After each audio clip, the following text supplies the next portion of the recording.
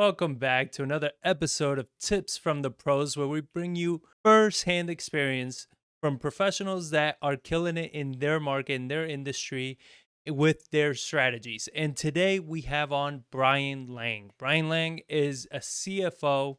He's a bookkeeper. He's a tax strategist. This guy has been saving us money for years. This is a guy we talk to consistently. And again, I get it. You don't like doing taxes. You don't like even listening about taxes. But when you hear all the things that are coming down the line in this episode, it's going to blow your mind. It's going to blow your mind, and you're going to be like, holy crap, I really got to get my shit together. So, real quick, little intro on who Brian is. Brian, as a kid, when he was 8 years old, he used to have a sports video game on his Nintendo, and he used to write down the stats of this game in a green notebook and break down the stats on his own because of how much of a nerd he was with these numbers. And then in college, he decided, when he was in college, to take up accounting because at the time it was the career that paid the most amount of money. And after college, he did some digging and saw that being a CPA was one of the highest paid jobs out there. So that was all he needed. He went ahead, became a CPA, and in doing so, he fell in love with finding these little nuances and these little ways that he can help business owners and CEOs save a bunch of money. And that's when he really became and fell in love with accounting. And ever since then, he opened up his company, Upside CFO, where he's constantly helping people out with their books, managing their systems, helping them understand and project and plan for their finances. He also has another company that's called AustinExecutiveTax.com. And all the links are going to be below, where you can book a free call with him and have a consultation. So I definitely recommend everybody doing that. So with all that being said, let's welcome Brian Lang. Brian Lang, welcome to the show. Can you please start off telling us what is it that your company does and what is it that you do? All right, yeah. So I have two companies. I have an entity called Upside CFO Services and then Austin Executive Tax.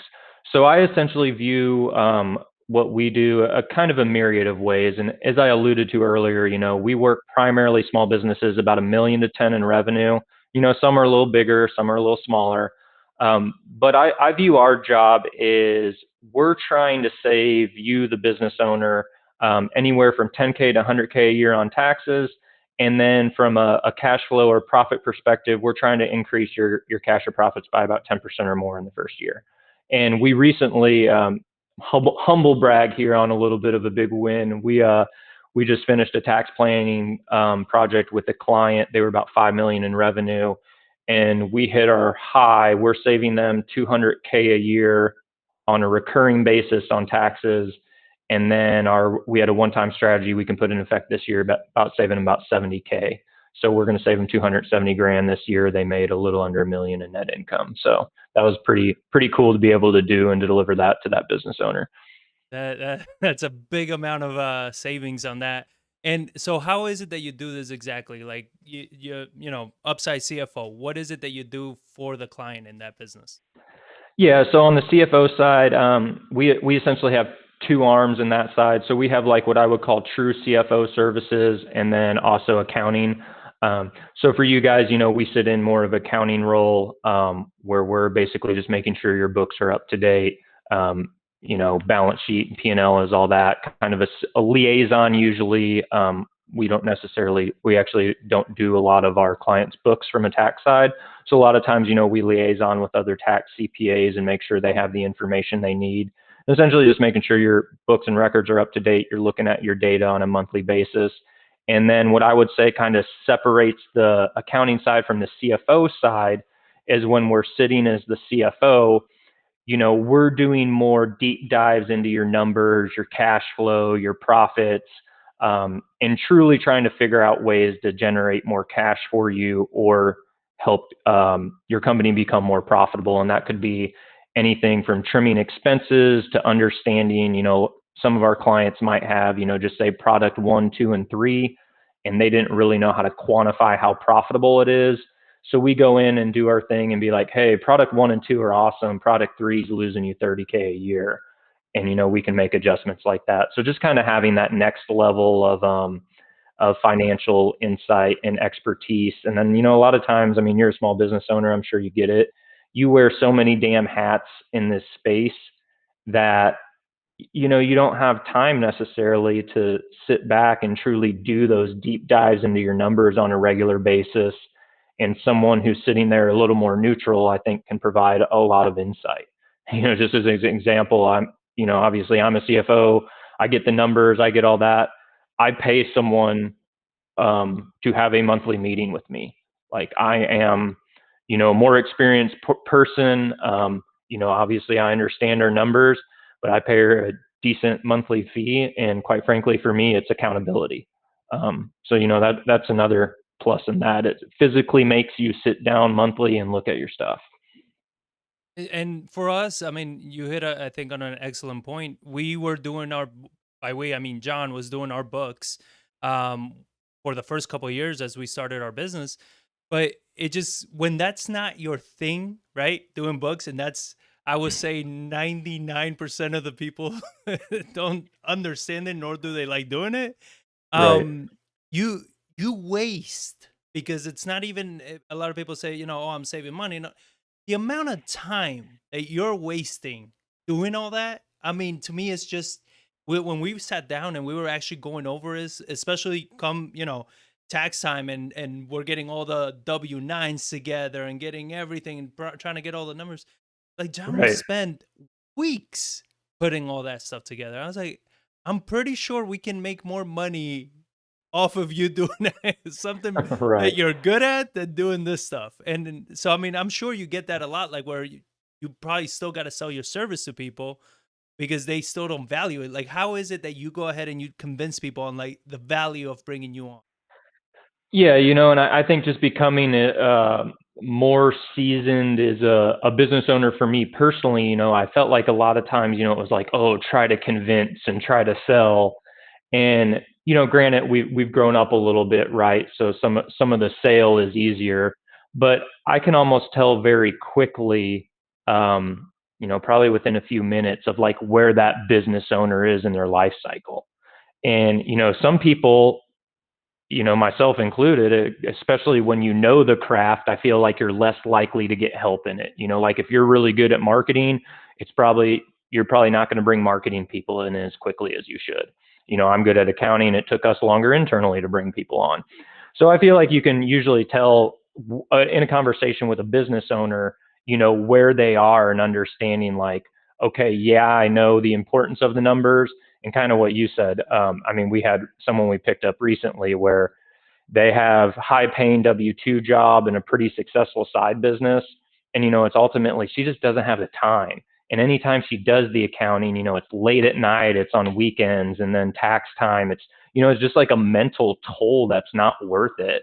And, eventually, I feel like eventually a lot of the business owners are either in the growth stage where it's just like, yeah, I got to do it to survive and make decisions, or it's just like, can no longer mentally do this. I don't have the time. And that's, I think, something terrible too, where you're waiting until you're pretty much burnt out to do your taxes, right? Like you're saying, on the Yeah, weekends, on right, the evenings, and it's like, this is a very serious part of your business to be doing right. with no energy, no Yeah, focus. I mean, this is where you can not only just pay thousands and tens of thousands of dollars, but potentially get into some legal issue if you're not doing it the right way.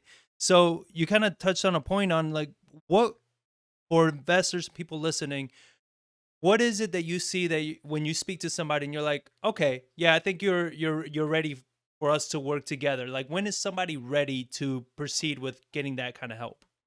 yeah. So if we're just talking purely real estate investors, I don't know if there's a tried and true to answer here. I think a lot of times it's when almost they're starting to scale a little bit, right? Maybe if you're just say a wholesaler or something, you have someone else, it's like, okay, we need to bring someone else to help with some of this marketing and assisting properties. Like usually when they've kind of added that extra body or maybe two bodies, um, it seems like they're getting close on their capacity where they can't do it. And then, just kind of the buy and hold folks, depending on your background, I kind of see a lot of people just start, like passing the reins over to us and just being like, I can't do this anymore. Is like once they hit 4 or 5 properties, or maybe they start selling one every once in a while, and it's like, all right, I don't know what the answer is here in TurboTax. Um, so I feel like you get some natural hangups like that, and then flippers. Man, flippers are the ones that have the messiest set of stuff usually because, they just have a lot more transactions and they don't know how to do stuff. And I feel a lot of times on the flipping side, it's almost more income driven, once they hit whatever that milestone where it makes sense. And usually it's in relation to the tax. I feel like almost every time it's just like, man, we were trying to do our tax return. And like you said, with John back in the day, and it happens to everyone, it ends up just taking just so long to get the taxes done. And it's because you just don't quite have the expertise to do the accounting like you need to. Yeah. Oh, yeah. It's definitely the expertise, and then the time, and then like you're saying, then the energy, because it's the one of those things that you procrastinate, put off to as late as possible, and then you Yep. crunch it in the last minute, and it's just all looks like crap. And when you have people coming to you, what is the biggest mistake you see that investors are making, or even business owners? Let's cover just more generalized business owner. What is one of the biggest mistakes that you see that they've been doing with their books that you always have to correct? Yeah. So I would say it's not even is well. Let's talk about books specifically, and then let's get into some tax stuff. So I would say books. It's just not having the cadence of doing it consistently, right? Like anyone that does their own books, you have to do what's called a reconciliation, and think of that in English as like that's making sure you got all your revenue and expenses counted in there. And what ends up happening, a lot of people wait and wait and wait, and then it seems like transactions get doubled up a lot, or they just missed a ton of expenses. And, that gets really, really messy when if you don't have the accounting expertise to clean that up. And then they end up paying a CPA. Like we took over, I won't mention the person, but you actually know this person. And we took over their books for a while. And I mean, they're small. Like they don't do a lot of volume, especially at that time, and their tax bill was just something crazy like 5K or 7,500. I kind of dove down with them and I was like, why the hell is your tax bill so expensive? Well, they were paying their tax person 150 an hour to clean up the mess they had made throughout the year. And it's like, yeah, I was like, your taxes shouldn't be really more Wow. than 1,000 or 1,500. And they could have had someone with a do it for you option on a reasonable monthly retainer, not have to mess with hardly any of it. It would have been clean and it would have saved them money on taxes. Um, and then from the tax side, what I would say, sloppy books, like when we're just sitting in the tax side only, to me, I view taxes as two ways. And I don't want to discredit a lot of CPAs because this is an extremely important part of it. But, a lot of CPAs, unfortunately, they have so much volume now, where they just kind of take every client, whether it's like a regular W-2 person or a business owner, and they don't think about the profitability of their firm. So they have a million clients. And when you're just processing volume, all they're doing is they're taking your numbers and they're putting in their tax software and making sure it's in the right box. And that's very important, don't get me wrong, because if it's not in the right box, that's how you get yourself in some deep shit sometimes.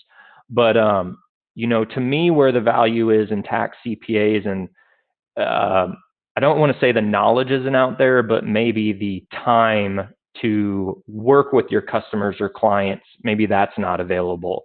And that's being able to sit there and proactively tax plan. That's where the magic occurs, in my opinion. And if someone comes in and brings you just this sloppy set of books, we lose a lot of the capability to do what we need to do from a tax planning perspective. So that's a really common mistake too, and that's kind of all in relation to the accounting side of things on the books. So So, I mean, and I could definitely agree with that. I see everybody that starts thinking about taxes when taxes are due. And yeah, instead of, I think, I mean, we seem to be one of the few, because every time we go to our accountant, they always tell us like, "Oh yeah, you're one of the few people that come talks to me about taxes the year before," and it's like, yeah, we need to strategize like what's Right. going to happen, right? Because Yep. and I mean, whatever your political views are, we don't like paying taxes, right? I want to make sure that I'm leaving as much money in my business to keep growing my business instead of having to put it into taxes that goes to, who the hell knows where the hell that money goes to. So I see that, that strategizing, that planning is definitely something people lack. So with that in mind, somebody that maybe can't quite be at that level of hiring somebody like yourself, what is the best way for them to do this? Like, do you recommend like QuickBooks or like just tracking their? What's the best way for them to strategize on their year?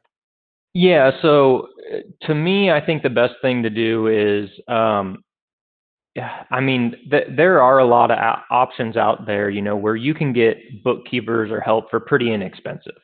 And let's just say, okay, you're too small for that option. All right. You're going to have to do a little bit yourself. I mean, on our real estate stuff, I kept all my stuff on an Excel spreadsheet for years. I have a client, they pay us a retainer just to kind of help with some real estate, gaps or knowledge and talk through stuff, almost more like an accountability coach.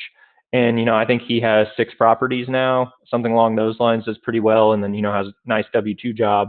And, he's on spreadsheets, and I don't see Right. the reason not to be. It doesn't make sense to get an accounting system. So I mean, don't necessarily be like ashamed or scared to keep stuff on spreadsheets or whatever makes sense for you. I think that's a sound approach. And then, if you're at a point where you are making some money, I think it's important, just whatever tax CPA you hire, understand a few things from them. How often are you going to talk? You kind of alluded to it earlier. Like we try to, we're a little more boutiquey, I get it, but we try to talk to our clients, quarterly. Maybe you don't need it quarterly. Maybe sometimes we need to talk to someone 6 or 8 times a year. That's just kind of dependent on what's going on. But ask the CPA questions like that, and understand their fee structure.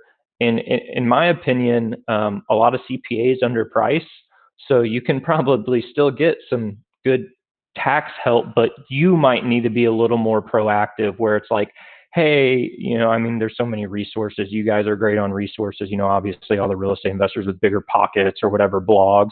You can get a lot of tax information yourself now. You might not necessarily know how to execute it, and you might have to proactively bring that up to the CPA and be like, hey, I was thinking if we did X, Y, and Z, could this work?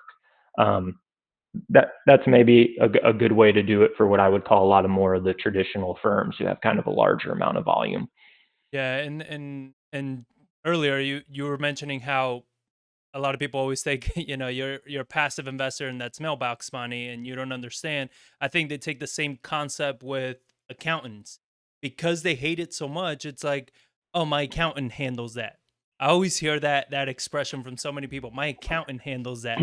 And I'm like, okay, but you should still understand what it is that your accountant is Hmm. handling, right? Right. Because I mean, we've had, and you know that we recently had a big issue with one of our accountants, Right. and the reason we knew we had that issue is because we are very involved in our taxes.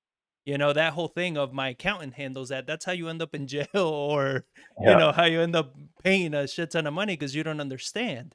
So, do you, when you get your people coming to you, are you seeing a lot of people that they're like, here, just take it and just let me know what I need? Or do you get people that are like more involved in their taxes? I would say most of ours, maybe even if they don't like it from a tax perspective, they are involved, because we essentially, if you're going to work with us, like, you have to be involved. And I mean, John, if we were in church, you would get like a stand up amen from what you just said. I mean, you as an individual or business owner are ultimately responsible for your money, period.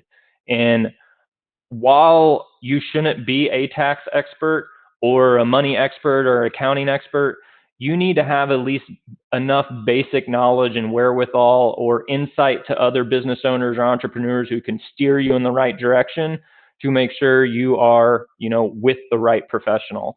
And I mean, I hated taxes. I worked at a huge firm for 7 years, mega corporate firm. I knew nothing about taxes until probably age 35. I'm not going to say nothing, but you know what I mean.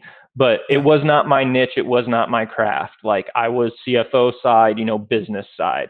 I started learning about taxes age, call it 34, 35. I'm 40 now and have my own firm already. And the reason it happened was um, I was actually making a YouTube video for some of our clients about a specific tax strategy. I got asked it a lot. So I wanted to sit there with my gray haired, wise old accountant that I used to work with. So we're kind of drawing this stuff out on the board.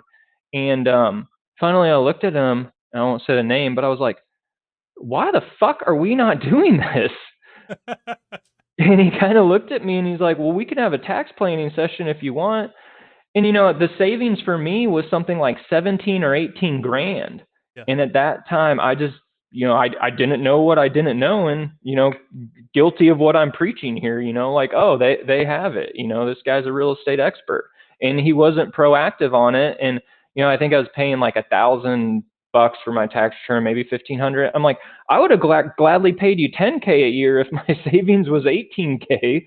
So that's something we saw kind of happen more. I know I'm ranting a little bit, but No, that's no. something we saw more and more, and that's how we got involved with the tax side eventually. And then, I started studying it, liking it a lot, and obviously when it's your own money and then you get to help other people with that savings, I mean, it's an extremely powerful tool once you know how to do some of the Well, tax stuff. that's why it's like I understand it's not sexy, but that's part of being a business owner. I think like if you want to be a business owner and you are picky and particular about the things you do, or you only do the things you like, it's gonna be a tough time because I mean, as a business owner, there's a lot of things you got to do that suck, Yeah, and accounting is, while it's not fun, it's something that, like you're saying, it could save you, which ends up making you thousands and thousands of dollars, and especially as you get bigger. And I see people that just get lazier and lazier with their, and I just want to be a real estate investor, and it's like that's part of it. Like it's not like being a real estate investor is just picking out cabinets and buying subway right. tiles, right? Like there's a part to the business. Yeah. um so with that, like what is a more or less a cost that people can anticipate when they're saying, okay, I really want to be able to sit down with somebody like yourself, somebody that can help me get my books. Like, what is something that do they pay monthly for something? Maybe on the advising side, and then you have the bookkeeping side. Like, what's a plan look like for somebody? Yeah, so I'll just, and this is, I mean, I'll just flat out kind of tell some of our ballpark prices and then some other people I know. So let's just say tax side. I see lots of tax returns done from anywhere from 1,000 to 2,500 a month, or excuse me, 1,000 to $2,500. For the kind of, hey, we're doing your corporate return, or I think you guys are an S corp if I remember right, but your business taxes and your personal, and maybe it could be three, a little more. We do a monthly retainer, and we're usually anywhere more in like the $400, $500 a month range. Sometimes 1,000, 1,500, 2,000. It just depends on the client, what they got going on. And there'll be times where for if we're talking us particular, it's like, hey, I think this relationship makes sense. We can kind of adjust our minimum down a little bit and let this person grow with us. Um, just especially on the tax side, our goal, we try to want to help as many people as we can. On the accounting side, if you're just not talking CFO but just talking kind of general accounting, I see there's like the benches of the world that are kind of the automated big people who have raised a lot of money. I think they maybe now they kind of nickel and dime you a little more, so it's hard to get like the true price, maybe 150, 200 a month. A lot of what I would say the smaller firms that we see, are the kind of $300 to $600 a month as a minimum for accounting. And some people will tailor that. Maybe you only need your books quarterly or whatever. And I think our largest client a month right now is 15K. So I mean, it can go all over the map, But I would say most like typical real estate investor, not the ones that are doing 50 and 80 flips a year, but like the average person, accounting, you could probably say 200 to 750 a month, just depending on your stuff. And I know these are wide ranges, and I would say taxes anywhere 1,000 to 3,000, 4,000 bucks a year, or something like that. Yeah, and would it be fair to say that depending on where you are, I guess, as an investor, you if you want free, the closer to free that you're doing is the more work you got to do, right? Versus Hmm. the more you're paying is the less work you kind of got to do, right? So if you're Yep. getting one of these cheap firms that are for $100 a month or something like that, there's probably a lot more that's involved with what you got to do to make sure that they're doing the right job. I mean, would you say that's fair? Yeah, I think that's pretty accurate. Age old, just like in real estate, you get what you pay for. I always love Mhm. when everyone always wants like, oh, who is an investor? I mean, investor friendly. Any term, it's so stupid, right? Uh, It's like you mean who's going to be cheap and shitty, and maybe you don't care because you're not taking pride on some stuff. And obviously, in a perfect world, we all want to get inexpensive and awesome, but that's not realistic, and in my opinion, it's especially not realistic in professional services. And probably took me a little longer than I should have on my own businesses to realize that stuff. And like I said, that one mistake alone, 18K a year. That was, I think that happened 2 years before I discovered that. So that was literally almost, and then there's some other strategies I know now. That was like 40, 50 grand that I threw out the window, where if I would have known what I knew then, that'd be in my pocket instead of Uncle Sam's. Oh man. Yeah, that's a large amount of money. I mean, I don't blame you for looking at them and being like, "What the fuck are you doing?" Yeah. But I mean, that's the stuff that we see a lot. And whenever we sit down with our accountants, they're like, "Oh, hey, you're gonna pay this much," and this happened to me last year. You're gonna pay this much. I'm like, okay. Well, what about this, this, and this? Oh yeah, we can do that. Inside my head, I was like, why am I paying you? Right. Oh my god! Just to make sure the proper boxes are checked. I Yep. mean, it's just. But again, still wouldn't trade it. Every time there's somebody giving a talk about accounting or anything like that, especially during this time, we see a lot of podcasts that are coming out with accountants and this and that and new laws. I'm always listening because just I'm Yep. not gonna depend on my accountant to know my business better than myself, right? Yeah, no, and I mean, and you also get it, sometimes we're keep in mind when you're dealing with, like I said, we're small and boutique, but, when you're dealing with someone that maybe has, hey, I know these guys are good, maybe they have 20 or 30 people at their company. So, they just kind of have that like street cred, right? It's like, oh, these guys have it. Well, don't forget, there's going to be a junior person preparing your return. What happens if in that particular year, whatever, maybe it was last second, or the main kind of the older gray haired guy or gal with the knowledge, right? What happens if they were super busy at that time or cramming through a deadline or whatever it could have been, and maybe they didn't have the time to take on that return where they could have caught the typical, most of them are pretty good about it. Like, obviously they're professionals, they do a good job, but you can get misses like that too. So that's why, as you just said, I think it's very important to make sure you at least have a ballpark understanding of what's going on. Yeah, we have one of those big name accountants here that he's really good at marketing and is all over the real estate groups. And as soon as he ropes you in, you get one of these dumbass assistants that he uses that you get none of the perks that he talked about during Yeah, those speeches. So but at the end of the day, it's the same thing like when people blame wholesalers for bad deals. It's your job to do the analysis. right. If you get yourself a bad deal, could the wholesaler have been taking advantage of you? 1,000%. It's still your fault. Yep. So with speaking about wholesalers, I wanted to ask you this question. Hmm. When should wholesalers consider getting an LLC? That's something that I mean, it doesn't matter what podcast, whatever you hear, everybody they think they're gonna be a wholesaler, and the first thing they do is they go and they open up an LLC. It's like to me, I'm like, but you haven't even done a deal yet. Like, you don't even know if you like the business. What's your opinion and feedback on that? Yeah, so I have a feeling I'm going to be probably be more in line aligned with you on this one. And you're probably talking about the group. Not only have I not wholesaled anything, I have my LLC, I have a website, I have a business card, I have, a pretty sexy logo and all of this, but I have no business, right? Yep. Like it's okay to start business with the damn Gmail account and nothing. Um, to me, I think that is a good question. And always with me, no legal advice, no CPA advice, et cetera, et cetera. I think LLCs, and I'm not going to say they're not important. We have our stuff in LLCs too. I view, what your LLC is doing, right, is it's minimizing your personal liability is the nature of it.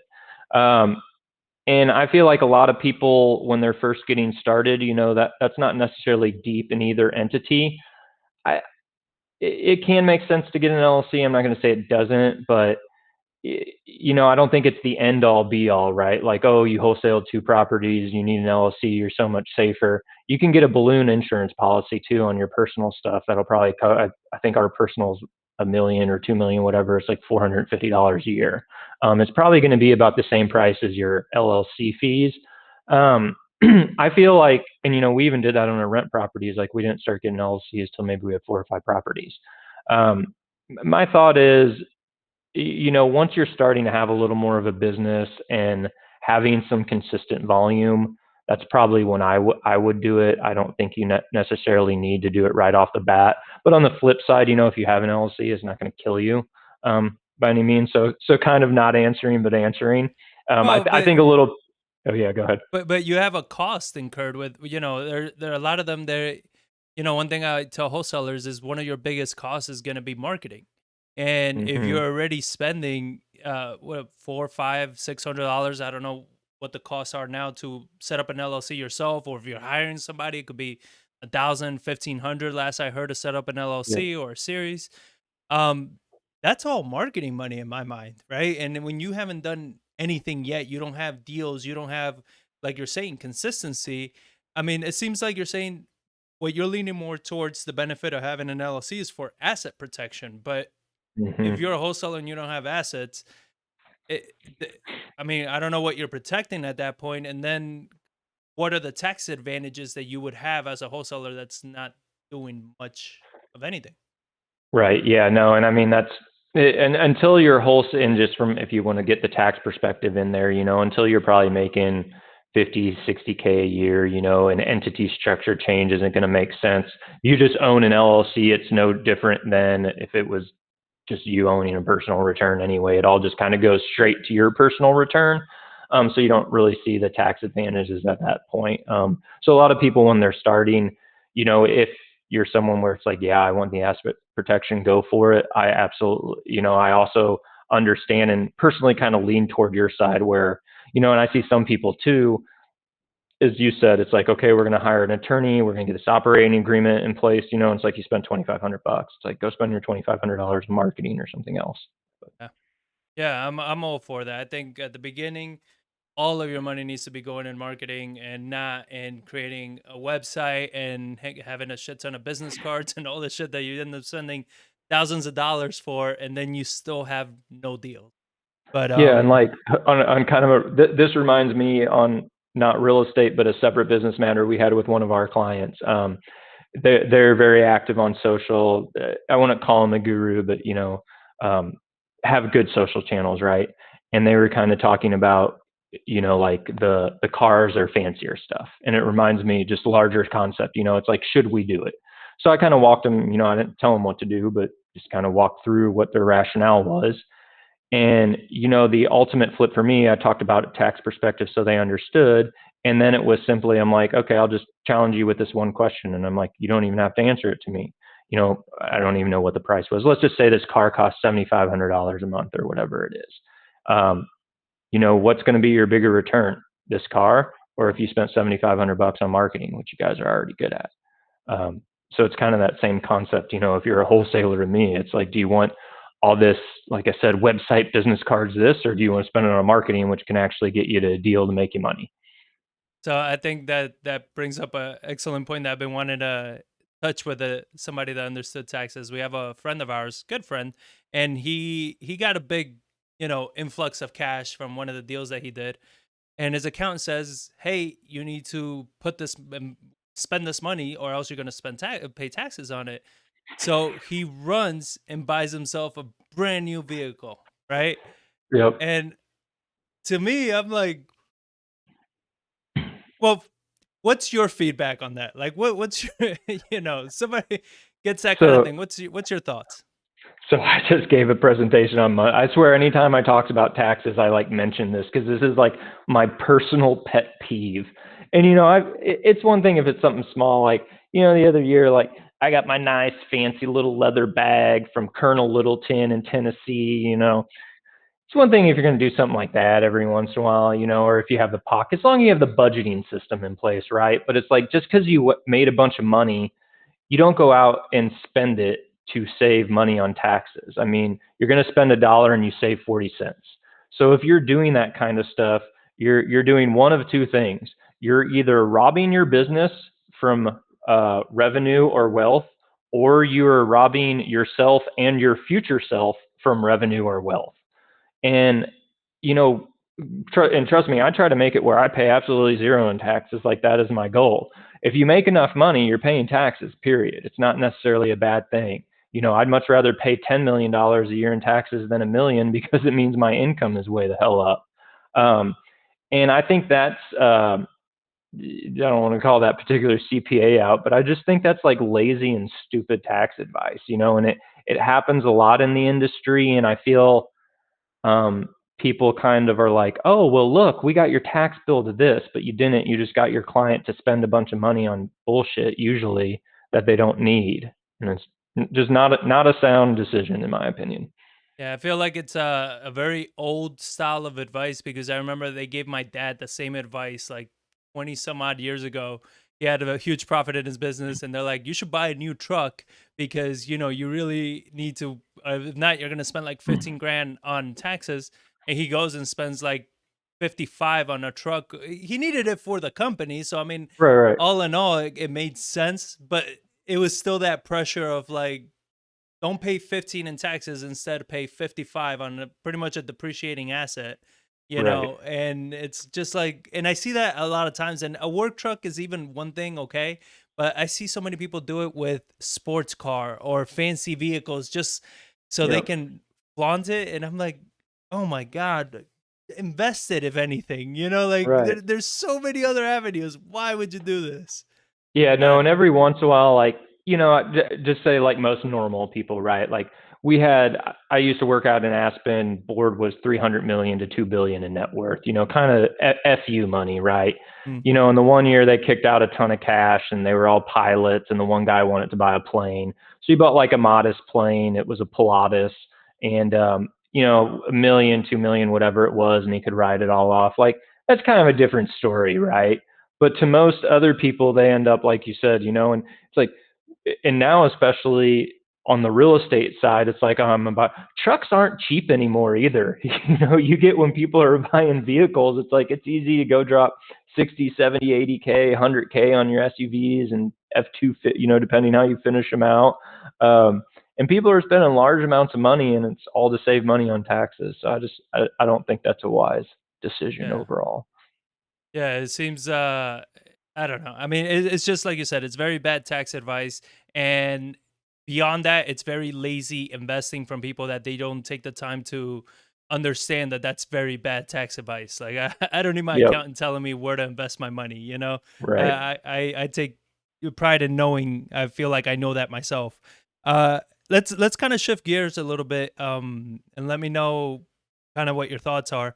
Yep. Is the new Biden tax plans, have you had a chance to kind of take a look at those? And I mean, they nothing has been, to my knowledge, as of today, nothing has been released as official, but a lot of things have stayed consistent to what he said he was going to do. So, what are you seeing are going to be some of the effects people can expect from the new Biden tax plans on investors and business owners?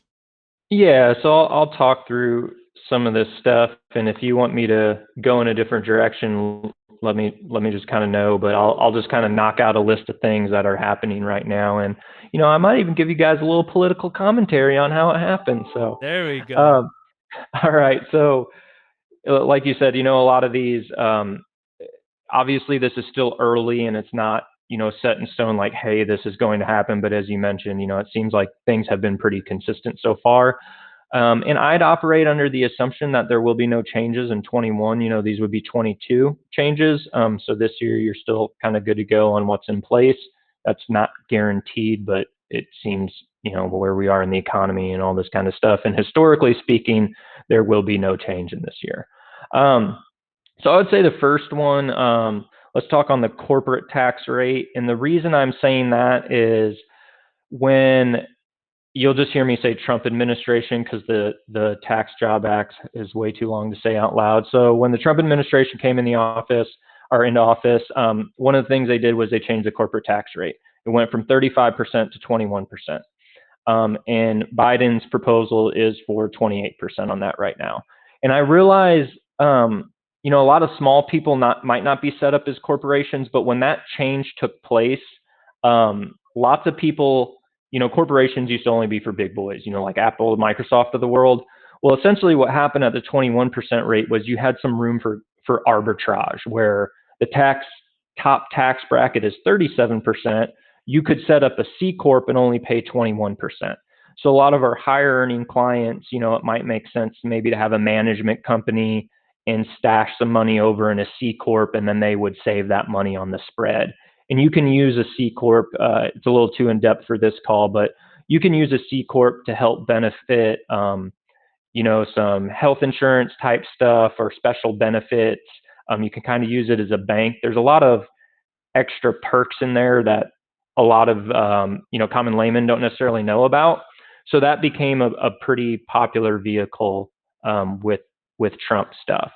And when that was passed, I think the interesting part is how politics are, whatever other side does, no matter who throws it, they're going to trash it. Obama administration was actually the ones to initially bring up a decrease in the corporate rate. So now what they're trying to do now, between Republicans and Democrats is what is the correct number to have? Like I said, it's probably going to go from 21 to 28%. So that actually, in theory, had bipartisan support. But, when Trump made his plans, the Democrats attacked it, and I'm sure the Republicans will attack this. And, one thing I would say in there is just kind of background on the economy and all that. I think cutting the corporate tax rate, it does lead to economic growth, in my opinion. And I do think it was a little disingenuous to say, only those above 400K are going to feel any sort of tax hike or hit, or economic hit. Because I think there is proof that substantiates, in these companies, if you're lowering the tax rate from 35 to 21%, and now it's going to go back up, there's less money to spend on people, right? Whether it's bonuses or investing in technology, spending money else out there, it could affect a raise or a potential new position coming up, all those kind of things. So I think that statement was a little disingenuous from a tax perspective, but 28%, still cheaper than what it was. So we'll see, in the future where that particular item goes. That'll be kind of interesting to watch. I would almost guarantee it's going to be locked in at 28% for, the next set, and we'll see if it's changed in the future or not. So kind of taking into account, what we've been having already with companies, a lot of companies are hurting, other companies not so much. They've been, having tremendous success with this. Increasing the corporate tax rate, you're feeling that only affects companies that file under as a C corp. It doesn't affect LLCs or S corps or anything like that. Yeah, so that'll be on your C corps only. So most of your LLCs that are taxed as either S corps or partnerships, you're not going that flows through to your individual tax return. So that's on like how much money you make as an individual and what your particular tax rate is. And like I said, typically, most of the folks that are C corporations are bigger companies, but you did have, if someone had kind of a more proactive CPA on the planning side, I know lots of individuals who were switched to C corps because of that change. So if you're one of those that were moved to a C corp, you're probably not going to be as happy with the 28% because it might not necessarily cancel out the benefit of the C corp. Like I said, there's some other benefit type stuff you can do in that entity, but you're going to get a tax hike, so it might not make as much sense as it did before. Yeah, no, I think you make some really good points. I was I don't consider myself. I always call myself a political atheist because I try to look more at the policy, not the person. Right? Like what are the Right. policies? And when I see just tax hikes, and it's always let's tax the rich, let's tax the rich, and I'm like, I don't know. Those things just don't make sense to me because the rich are the ones that have the companies that have the employees that spend the money, and it's kind of like, I don't think it's just as easy as just tax the rich. I think a little more thought needs to go behind those plans to make sure that you're not going to affect the employees that work for those rich people, because the rich, they're not rich because they're idiots. I mean, Right. they're going to make the necessary adjustments to stay rich. And usually that means that the people below them are the ones that get hurt. Right. And and that ultimately boils down, I think I'm pretty open-minded on politics, and I don't care if people know my political affiliation. I personally consider myself a moderate. I usually vote more on the Republican side due to financial beliefs that I have. And what you just said, now some people will say that's not necessarily right, but that's been Republican doctrine, for 40-ish years on that belief. And there's some evidence that does support that, and there's also some evidence, that you can kind of counter with that too. So. And then the next one I'll jump into, similar to the corporate rate, is the personal rate, and that's what a lot of people have heard the most about. And there's I don't even think I'll kind of get into the background about this, but to me, it's not the corporate, or excuse me, the personal income tax rate that's getting moved up. It's only on the top bracket right now is what's being proposed. I think there's something else that I haven't heard a lot of folks talking about that has just like way, way, way more of an impact. But in my opinion, we're right now at 37%. They're talking about bumping the highest tax bracket to 39.6. So you're moving up 2.6. And you have some other taxes on that once you make certain amounts of money. I won't get into that. But I personally don't think if you bump up that tax rate, now granted, people that are in that tax bracket, they're going to be screaming bloody murder. I really don't think that's going to have that much of an effect on the economy, in my opinion. And if you want to go back in history, a lot of this predates me, so it's just from kind of studying or reading through things. But there's something called the Laffer curve, and this stemmed from an event. I don't even know when the dinner was. I think it was back in the day. Like it was Dick Cheney, Art Laffer, and Judah Wanniski from the Wall Street Journal. And if you just think of a traditional bell curve, right?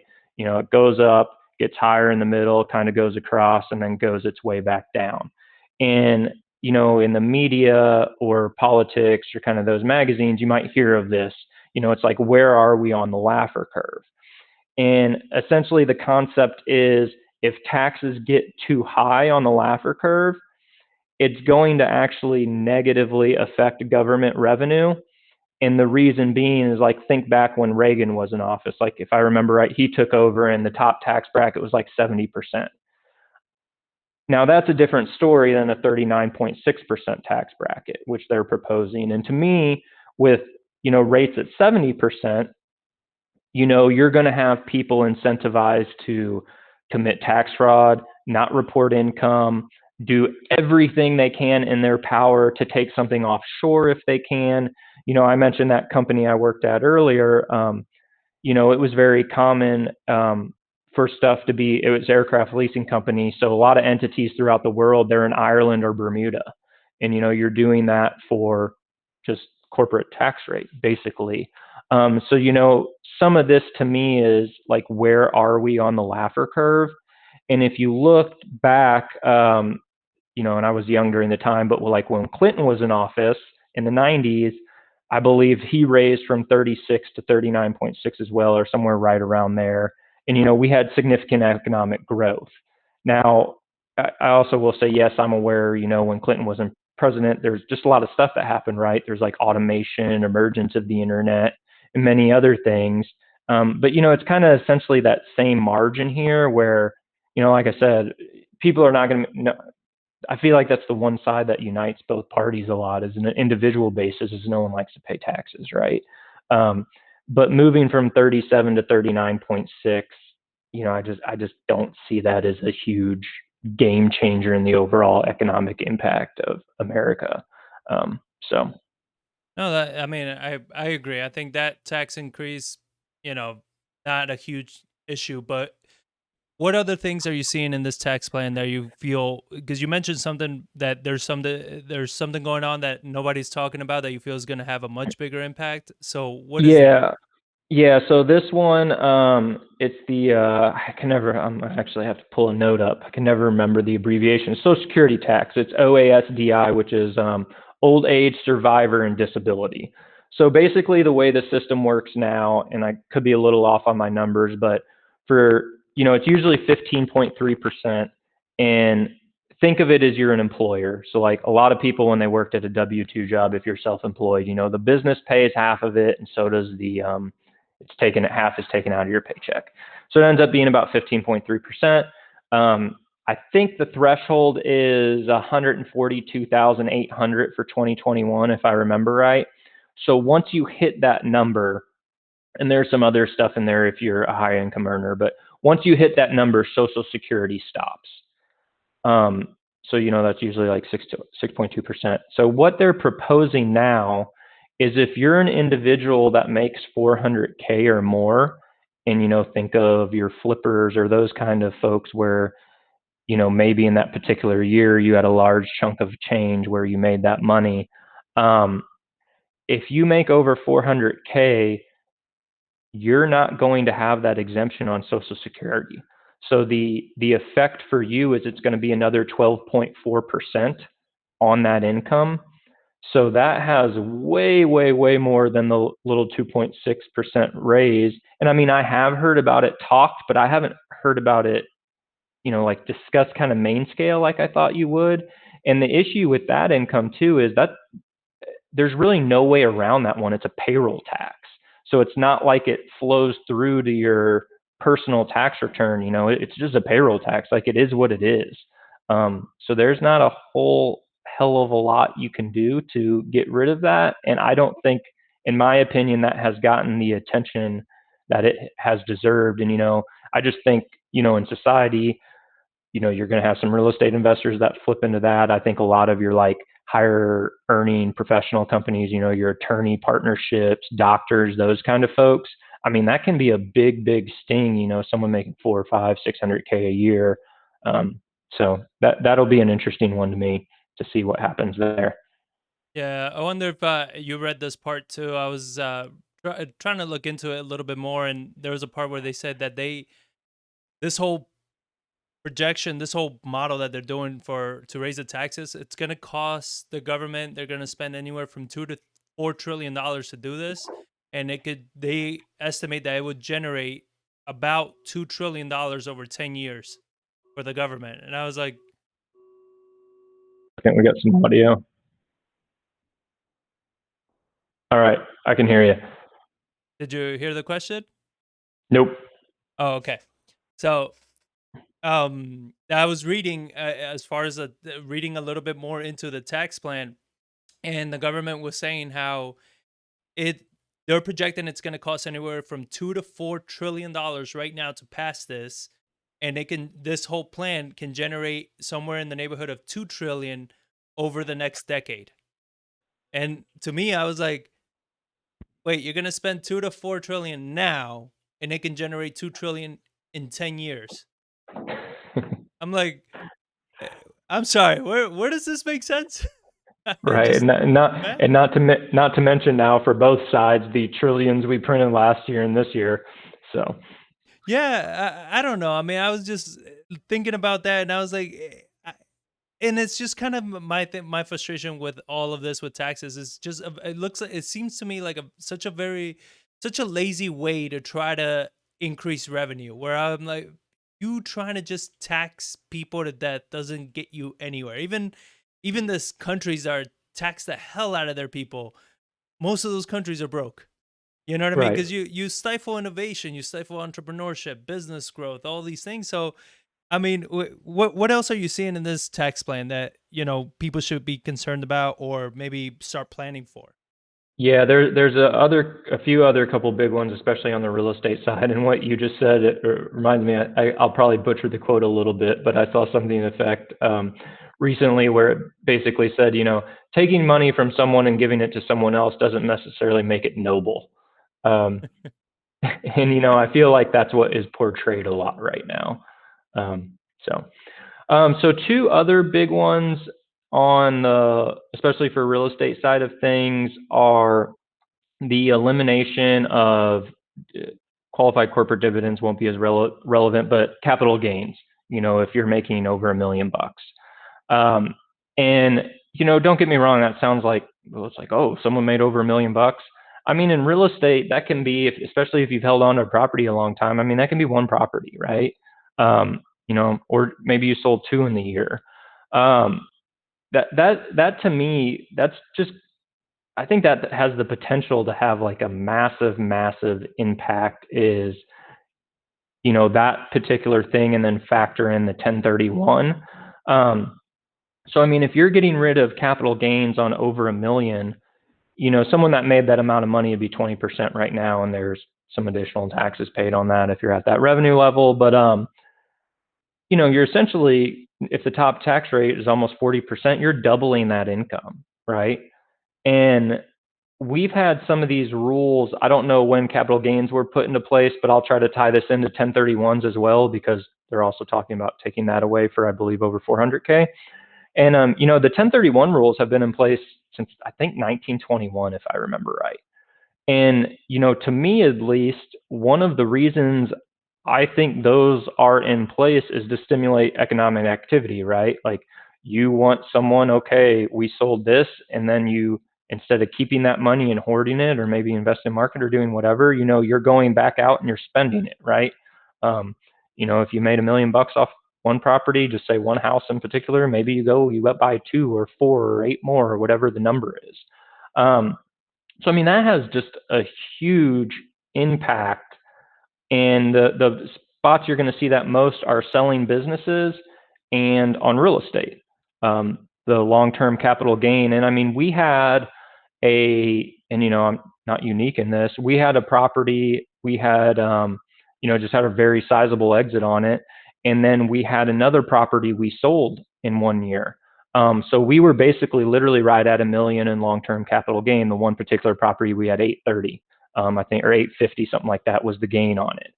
And we were able to 1031 that and, go gobble a bunch of other properties up. Now we did have something we had to pay tax on, but essentially that should have been $0 because we 1031 that. So if in next year, if all this gets passed, what used to be potentially $0 in tax is now going to be 400K off that $1 million of income. So, I mean, that's just, and what I think's going to happen is, put on your real estate investor hat or business owner hat. Are you going to sell the property? And I think you're going to have lots of people that hold on to their businesses or properties. And, there's, in their defense, there's no real way to do this. But what I think personally should happen, that makes sense logically, would be if you had some sort of like inflation index. If you owned a property 30 years, how much of that growth is due to inflation? Probably a very large amount, but I mean, that's not going to be thrown in there anyway. So I think you're going to have people, sitting on businesses, sitting on properties, and regardless, or irregardless of what side of the political fence you're on, the Biden administration won by several million votes. But if you sit back and look at where we are politically, and you're someone who's considering selling, I believe the vote count was, if there was a 65,000 vote swing in about 4 states, we'd still have the same tax laws and we wouldn't be having this conversation. And, the Senate's going to be split. Probably, the VP is going to side with the Democrats on that. So these tax items are going to most likely get passed. But I don't think it can be anything like too radically left, where you have like an AOC proposing a 70% tax hike. So, kind of on this stuff from a real estate investor, business owner, whatever, I think a lot of it is, just kind of sit on the sidelines and wait and see what happens. And I think you're going to see a lot of properties or businesses, like I said, where people, you're going to sit on the sidelines and see what happens over the next 4 years or 8 years or whatever it ends up being. Just because, I mean, that's a huge, huge potential swing on that kind of stuff.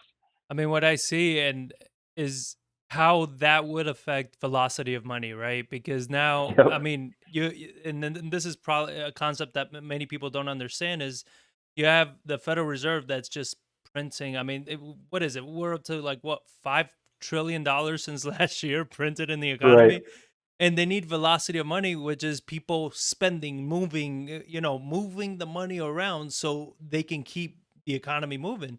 But Right. if you're taxing people you're taxing them to invest, you're taxing them to make money, and then you add inflation to all this, like when you talk about the $400,000 income, right, and that they're gonna get taxed.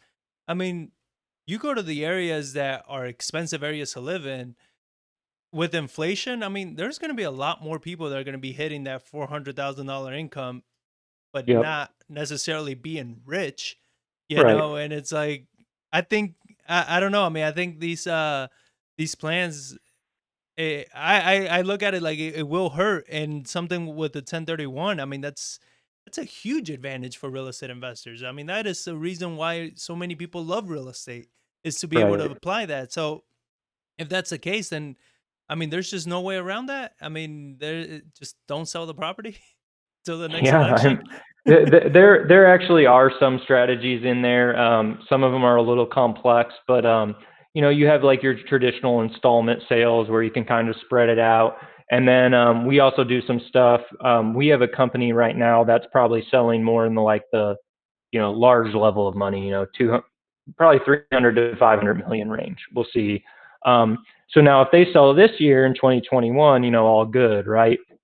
But there's some strategies in place where, what happens if they didn't have a buyer, or it wasn't quite right, and it spills into next year when these changes take place. Well, that absolutely is not ideal for them. There are some strategies we can implement where you can kind of kick the can down the road on paying taxes for 30 years. A little too complicated for this call on that, but there are some stuff in place where you can combat that a little bit. But like I said, I mean, it, the the 1031's a big one to me, and that's just over 400. You're going to lose that, and at least where we are in Austin, I mean, and kind of as you alluded to, like I understand the numbers on paper, right? Like all those, okay, it does sound like a lot of money.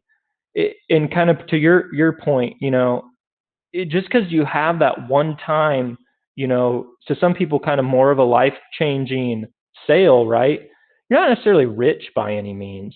And especially in this area, I swear the area I'm in Austin's gone up 100K since 2 weeks ago. you know, so Yep. uh, making those large amounts of some, at least in this area where we are as a city, there's a ton of people. If you've had a property 3, 5, 7 years, you have 100, 200K equity in it, depending where it is. Um, it's really not that big of a number. So, and I think it's interesting. You alluded to the velocity of money. That's something I had the exact same conversation with someone where, I don't want to get too sidetracked with the economy of where we are, but it's like me personally, I'm just like, it'll be interesting to see what the economy does, when we kind of normalize, right?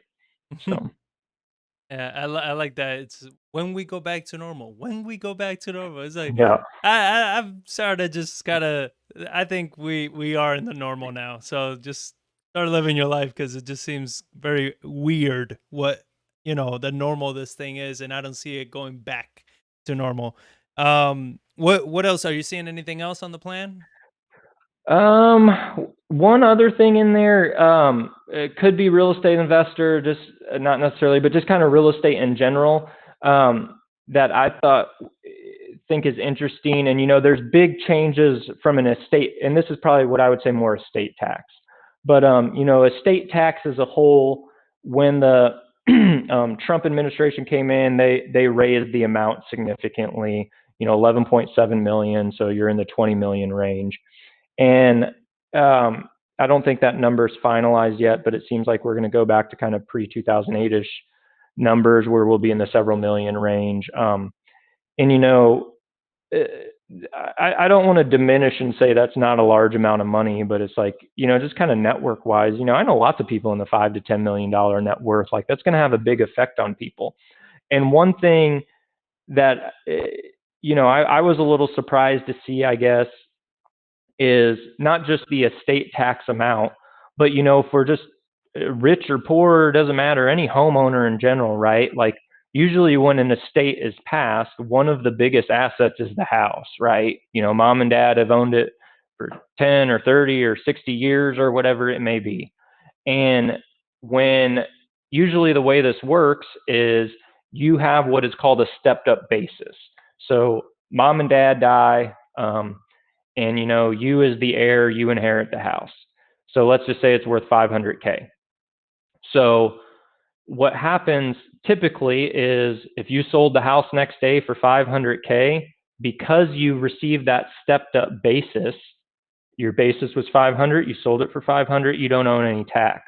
What they're proposing to do now is you inherit the home at mom and dad's basis. So if they bought the house for 50K back in the day, and it's gone up quite a bit, your basis is 50K, you sold it for 500, you now owe taxes on 450 grand of gain. Um, so that's one, I haven't seen talked about specifically by lots of folk, and I know a lot of, you kind of pick and choose what you focus on, but I just think overall on a real estate perspective, that's something that's interesting. Rich or poor, like I said, obviously that's usually one of the biggest assets is the house. Well, I mean, I think back to even here in San Antonio, we have the east side and the west side. A lot of people that we deal with that you're pretty much talking about houses that are selling for like 80, 90 grand. Um, these people have inherited their homes from their family. So now Right. you're talking about, at the time it was like, oh, this was my grandmother's home. Well, she probably paid $1,000 for that home, right? Right. And now Yeah. you inherited this, and it's like, hey, congratulations. Now you got to pay the tax on the difference. I mean, Right. I just don't. I don't know. I mean, those are the things that I just don't understand where the thought process is for this making any kind of sense. Because I mean, it's not. Yep. At least I haven't heard where it's going to be limited to people that make a certain income, or it just seems like here's the estate tax, here's a 1031 plan, here's all this. Like you do anything, regardless of your income, like you're gonna pay. Right, and And that's one, obviously, hopefully that would get fine tuned. Where, as you alluded to, in that situation, those people would have, it'd be an income threshold, right? But either way, I mean, people have different opinions on that. I'm not a big fan of the death tax on that one. It's like the people that work for that already paid those taxes, throughout their life. It's ultimately double taxation, in my opinion, on that one. So, it's just terrible because I came from Argentina. I lived in Spain for about 4 years. And one of the things that I see when countries try to do this and tax the hell out of people is that people kind of they start getting creative and doing borderline like illegal stuff to yeah, avoid getting paid all these taxes. And I always find it funny when I have friends that are very, very liberal and they hate paying taxes, right? But yet, oh yep. yeah, raise the taxes. And oh fuck, it's April again. I Oh, gotta pay my taxes. it applied to me. This isn't Yeah. good. And that's the thing that people don't understand. Like, don't you understand? Like, this is gonna hit you anyway. If it's not when it's going, it's gonna hit you when it comes back. Because it affects Right. everybody, and I don't know. I mean, I don't have a lot of hopes for everything that's coming down the line. But I mean, the biggest reason for the call with you and everything is to show people like you need to be educated, and if you haven't already proven your worth with all the stuff that you shared, like, I mean, I don't know. I guess those people are gonna be in for a rude awakening because it's just things that we talk about all the time. Like, how do you protect yourself? Right. And one thing you kind of always had, I felt like, with previous tax rules is, there's some potential timing stuff, and I mean, you and I have each familiar with some of the same gurus and all that stuff. You kind of hear like, and typically the one was make sure you own the property 12 months, like if you own it 11 months and you're a flipper, like, hey, is it worth waiting the extra month to pay capital gains versus ordinary income? And that obviously depends how much money do you make, all that kind of stuff. And now folks, if they have these larger sales, that's going to be, it'll be in the calendar year, but that's going to be like mission critical to avoid some of this stuff, and the language could potentially get changed, but like I said, the one thing right now sitting as is, $1 million, no capital gains. And I had mentioned one of our stories for us personally was, we made around that amount of money. If I would hate to see someone not know the rules and they had 850 of a sale, at the end of the year, and they were going to sell another property to say it's like December, and that property puts them over that $1 million threshold, right? And where they owe all that extra tax, or the same thing could be on a 1031, where you're not thinking through timing of it, and maybe you had two sales, and if you just would have waited till the next fiscal year, you could have avoided that hefty tax. That's something people are gonna, and especially like on a 1031 where that's the 400K rate, that I've seen lots of people make 400K, they're 1031ing, right? So, I would hate for people not to be aware of these rules and get just really, really pinched where all of a sudden they thought they were going to have something potentially tax free, and, whatever the amount is, 20, 50, 100K, it doesn't matter. No one wants a surprise tax bill like that when it's like, hold on, I thought I did this the right way. So I think monitoring timing is going to be more important than ever before, especially those dealing with lots of transactions. I completely agree. I think it's going to be something that as we keep moving forward, you got to get more and more educated, pay attention to the timing on everything. And as home prices keep going up, especially here in Texas, I mean, for Right. you to cross over that million mark, soon it's not going to be that hard. If you have any kind of substantial amount of rental properties, and I'm talking about maybe 4 rental properties in the right areas with the appreciation we've been getting and everything you sell, I mean, you can probably cross over that million threshold very quickly. And now you're paying what, 40% of that? I mean, Yep. oh, it makes me sick thinking about it. My goodness. And yeah, I just, it's just all the implications. Like we talk about the velocity of money, then you're taxing these corporations who are not going to take the hit. They're going to take it out on their employees, maybe not promote certain people. I mean, you start looking at all this and it's like nobody looks at the implications that everything else is going to carry with it. Um, so I want to be respectful of your time. It's already been an hour and a half, and I wanted to kind of wrap up a little bit with, hmm, let me see. I'm trying to debate here. Which one would be better? So I guess, well, we'll wrap up with this one. Do you have anything that you would like to add?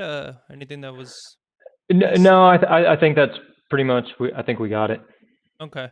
So what is, I guess the question would be, what is a way that people can stay better informed with all of the changes that are coming up? Do you, as somebody that's in the tax space and everything, have resource that maybe you look towards when you're trying to get educated and keep up on all these things? Yeah, so I mean, anyone looking to understand, hey, where's this thing going? And keep in mind where we are right now, right? For the tax CPAs who are dialed into this, the March 15th deadline just happened. April 15th deadline is about to happen. So you're probably going to see most CPAs be pretty stagnant right now and not really educating their clients, I guess, at this point, because we're in grind time, busy season. So it's really special that you guys got me for this hour Yeah, or I was hour and a about to half. say. Um, so no, but I imagine you'll start seeing guidance from firms after that. And if you work with the CPA, ask them if they're providing any sort of webinars or, one pagers or brochures or whatever it may be. And I have a feeling you'll probably start seeing more firms do that during the summer or, late spring, early summer. And, and if they don't know anyone, ask them if they do have resources. Like we'll probably be updating this throughout, the year. Kind of as I mentioned, I think once tax season kind of dies down and settles and maybe we're at the next step, we'll probably keep on austinexecutivetax.com, we'll probably keep a live webinar on there, just updating with what we know at the time.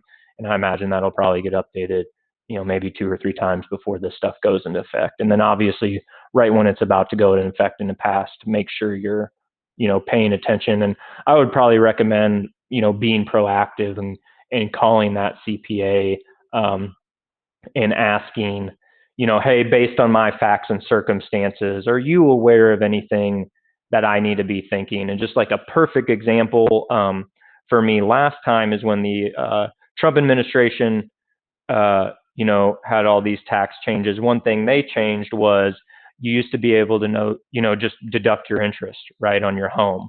Well, they capped it at $10,000. So a few of the folks I know with larger, nicer, fancier homes, a larger mortgage, I had some people who were like, I had no idea. We paid 20 grand in interest a year, and they were just completely shocked that they didn't know about that particular thing, and it's kind of affected them from a tax perspective. They weren't, just a surprise tax bill. No one wants to get that. So I would be proactive and reach out to your tax folks and ask them. And then I like it how they say this is not a wealth tax. Like, no shit, it's not. I'm like, okay, buddy, let's rebrand that one. Yeah. Yeah. So last question. I always like to ask everybody this question. What is a book or a couple books, something that you recommend that you're like, man, this has had such a large impact in my life as an investor, as a business owner, or whatever you feel like it's really impacted your life. What's that look like? Yeah, so I'll mention two. One, I'm going to give a personal shout out to a friend, so she's going to owe me. um, I mean, we're huge followers, and I still don't do it as religiously as I should on following the law. But the book Traction, I Mhm. think any business owner just, Traction, scaling up. I think scaling up's for a little bigger organizations, but like everyone has to read Traction if you haven't. No matter who you are, where you are, you're going to get some nuggets out of that book and stuff you can put into place. And I guarantee you, if we had everything in place like we should, but I just haven't put it in place yet, we'd be a way better organization. And I would say that to anyone, small or big. And then one thing I've really been toying around with lately is, and like I said, I'm kind of numbers dork. I always like this stuff. Um, I I see lots of people, like, okay, they get their business finances in order, but then their financial house, personal stuff may be a mess. And our, I'm just talking me personally here. We were never a mess on personal finances, but myself included, we're kind of like, I'm like the kid whose dad is a shoemaker back in the day. It's like I don't have any new shoes. My dad's always busy making shoes for someone else. So I feel like for me personally, I haven't been able to spend the time setting up the systems on, okay, we make this from the business, we make this from our rent properties. How should I really think about saving, investing, spending on a personal level? And one of my good friends, I took one of her courses. Her name is Christina Wise. Um, owns a company called Wealthy Wealthy and just made this new concept called Sovereignty Academy. Um, and ironically, when I ran into her, we were getting ready to launch some of these products, and she's been doing this for years. She calls herself a money coach. She's really given me a lot of good guidance, and just essentially having a plan or a roadmap of what we need to do is we make more money to make sure we don't get caught. Just say if people that aren't quite there yet, maybe they're on a hamster wheel. And, I've seen some of my higher income earners, they still don't necessarily have a pot to piss in. They're just on a Ferris wheel because, their income is that much higher. And lifestyle creep is just super easy to do and have, I think it's natural. And that kind of system she's put in place has really been a benefit to our personal finances. So. Oh, that's a excellent resource. And all of this, I'm gonna put. It's gonna be in the description below for you guys to check it out. But it's something that John and I talk about consistently. Is the how few people take control of their personal finances and don't even understand, what it is that their money goes into. How many of us, you get to the end of the month and you say, "Where the hell is all my money?" You know, Yep. what the hell happened here? And you always go back and you start thinking of the big things.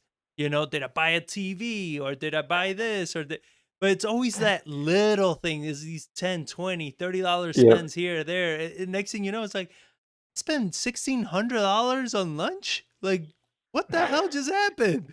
You Yeah, know, no, and that it stuff's really adds super up. super eye opening, and I'm laughing when you said the big thing. So, um, we're not deep enough in our learning of this, but kind of my observation so far, and there's a little gender stereotype, but I would say women are more guilty of the multiple smaller purchases, and the men's money goes, on the bigger gadgets or Yep. whatever it may be that trips up kind of some of the family finances. And we've personally been keeping track of our stuff in QuickBooks for years. I have our team kind of code everything for me, and then like I said, that through Christina's stuff, I think we've kind of fine tuned that and said, okay, every dollar that comes in, it gets stashed away like that. But yeah, I mean, no one wants a budget, right? Like no one wants the Lang Yeah. family budget. Like it sucks to have to do it. So if you can have a system in place, I think it's really beneficial for people to build some wealth. I completely agree. Just as important as it is for you to track your finances in your business, it starts up at home. I mean, if you start hammering money at home and you start struggling, it's going to affect your business anyway. So you got to Yep. make sure you get that in order. So, well, I mean, sir, I want to thank you for your time. This has been amazing information. I still had like 7 or 8 more questions I didn't ask you because it was just it's a lot, and like I said, Right. I really enjoy this topic because, like we just talked about, I mean, the amount of savings that you can have, or the amount of expenses you can have without realizing. But with that being said, I wanted to thank you, and if your last message, just tell people where to find you. Where can they get a hold of you if they want a consultation, if they want to, get your services, get your feedback? Where can they get a hold of you? Yeah, so best way for us is just go to our websites, UpsideCFOservices.com and AustinExecutiveTax.com. Um, we are not fancy marketers. We're just old school and just kind of have our websites for best point of contact. But yeah, that's the easiest way to get a hold of us. And big or small, I maybe not during tax time as much, but we're happy to get on the phone and help. I feel like we've had some people intimidated a little bit, like, oh, am I too small for this guy? Go to our website, shoot us an email or message, from the website stuff. And, maybe if we're not a good fit for you, we're more than happy to point you in the right direction. I kind of said earlier, that's one thing I've really loved in getting out of the big corporate rat races. I feel like, and it's kind of cheesy and cliche, don't get me wrong, which usually isn't my forte here, but I mean, we do get to genuinely help like individuals and the small business owner. I feel like we make a difference. So like I said, even those that think they may be too small, which is a comment we get sometime, don't be bashful about reaching out to us. I'm happy to share some time and some feedback and thoughts and steer you in the right direction. Right. Well, I appreciate it. That sounds great. And again, all the links, everything will be below. So, Brian, thank you so much for doing this. And I believe I'll probably bug you after tax season to see kind of how all these things shook out and do a part two to this. All right, cool, man. I appreciate you having us. It was fun. All right, sir. Thank you. Thank you. All right, bye. Bye. There you have it, friends. Very, very powerful interview. Like I said, he shared a lot of nuggets. I mean, these whole things with 1031s and the capital gains. I mean, it's one thing that I tell people, even if you're small and you're saying, oh, these things are not going to affect me, they will. They will affect you. Everything is going to affect you because our economy is very tied together. So anything happens to one side, it's going to hurt the other. And these are things that you got to keep in mind and you got to plan for with time. You are hearing all these things at least a year in advance. So this should not come of any surprise when these things go into effect. So please re-listen to this interview. Reach out to Brian if you have questions. Reach out to us if you need anything. We're here to help. All right. Comment below. Shoot me an email. Whatever you need. But get some help. Take this serious because this is coming down the line and it's gonna hurt you if you're not prepared for it. So with that being said, I really hope you enjoyed this interview. I really hope you enjoyed this, and just make sure to keep checking out all of our content. I'm going to put links below, everything on related videos, and happy investing. Take care of yourself, stay educated, and we'll catch you on the next one.